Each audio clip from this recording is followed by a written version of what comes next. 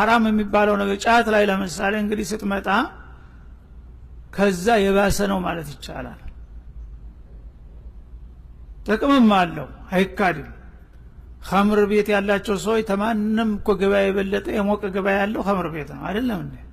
ስንት ነው ደንበኛው የሚውካካው እዛ እየመጣ ሰካራሙ ሁሉ በቀን ስንት ገቢ ነው የሚያገኙት? እነዛ ኸምር በመሸጣቸው አልተጠቀሙም እንዴ? እንደገና የሚገባበዙት ጓደኞችስ እና እስቲ አንዳንድ ብርጭቆ ቀመስ እናርግልና ጎራ ብሎ ይገባል። ደሞዙን በተቀበለበት እለት እንደውም ይጋብዛል 2-3 ሰው ማለት ነው። ተዛ አንድ ሁለቷን ሲከነብላ ጭንቅላቱ ይዞራል። እዛ በሞቀ ሲለው ለገሌም ቅጅለት ማለት ይችላል። ፊቱ ያለው ሰው ሁሉ ለገሌም ቅጅለት ደሞዙ ዘው አልቋል። በቃ ሙቆት አለ አሁን። ተዛ ትንሽ ቆይቶ ደግሞ ጠጣ እንጂ አፈር የጠጣባት ይላል። እንዴት ሰደኛል? ምን አባክ ታደርጋለህ? በብርጭቆ ይፋለጣል ማለት ነው። ይሄ ጉዳት አይደለም? ከዛ ሲሰክር ሌባው ደግሞ የተረፈች ላት እቤት ሲገባ ምንም ነገር የለም። ይሄ ነው ጉዳቱ።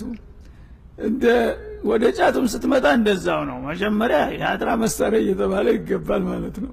ጣኑ ይጤሳል፣ ቄጠማ ይጎዘጎዛል፣ ምን ይላል ማሻአላህ አልባባሎ።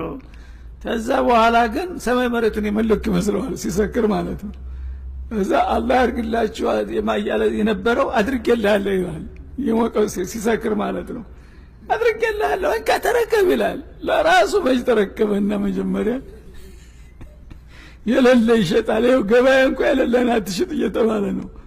እንካ እንደው ሱቁንም ተሳቢ እስተድም ወርቄው እስተንትኑ ሰጥቻለሁ። አሚን አሚን ተንበርክኮ ጠዋት ሲወጣ ምንም ነገር የለም። ጫፍ እሺ ያለችውን ሳንቲም በብርቃና እኩሏ ጨት ተገዝተባት እኮ ለሸባት።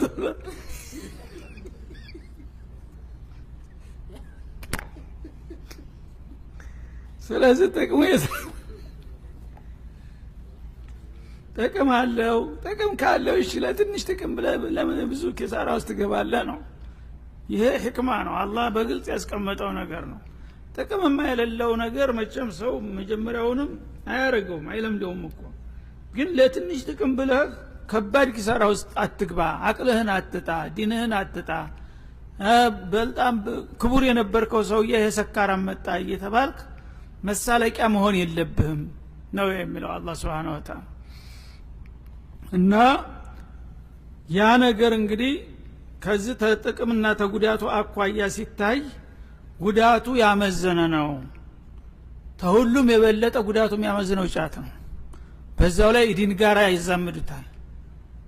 ጫትም የቀምሰው ወልይ ነው ተብሎ ነው የሚታየው አይደለም እንዴ? ያንን የማያረግ ሰው እንዳውም ቢልአክስ በቃ ዲን የማይወድ ተደርጎ ነው የሚወሰደው ጃሂሎቹ ዘንዳ ማለት ነው። ስለዚህ የአላህን ዲን ዝም ማይረባ ቅጠል ጋር አያይዘህ እንዴት አድርገህ ነው አንተ የሀድራ መሳሪያ ትላለህ? የነብዩ እንግዲህ አያውቁት መፈጠሩን ሰምተው አያውቁም። ሰሃቦች አያውቁት፣ እነ ኢማሙ ሻፊዒ አያውቁት። ከየት መጥቶ ነው የሀድራ መሳሪያ የሷሊሆች መሳሪያ የሆነው?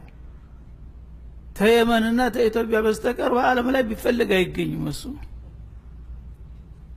ስለዚህ ይሄ ያው የልማድ ሰለባ ሆነን ያው የለመዱትን ነገር ሰዎች ሁሉ መጥፎም ቢሆን ያወድሱታል፣ የማያውቁትን ነገር ደግሞ ይጠሉታል እንጂ እንደሱ ጸር የለም። በእውነቱ ከሆነ ጫት በጣም ጎጅ ነገር ነው። መጥቷል እኮ ነው በመስፈርቱ ውስጥ ገብቷል። መስፈርቱ ውስጥ ኸምር የተከለከለባቸው ምክንያቶች እሱ ውስጥ አሉ ነው እኮ። ስሙ መጠራት ላዚም አይደለም እያልኩኝ እኮ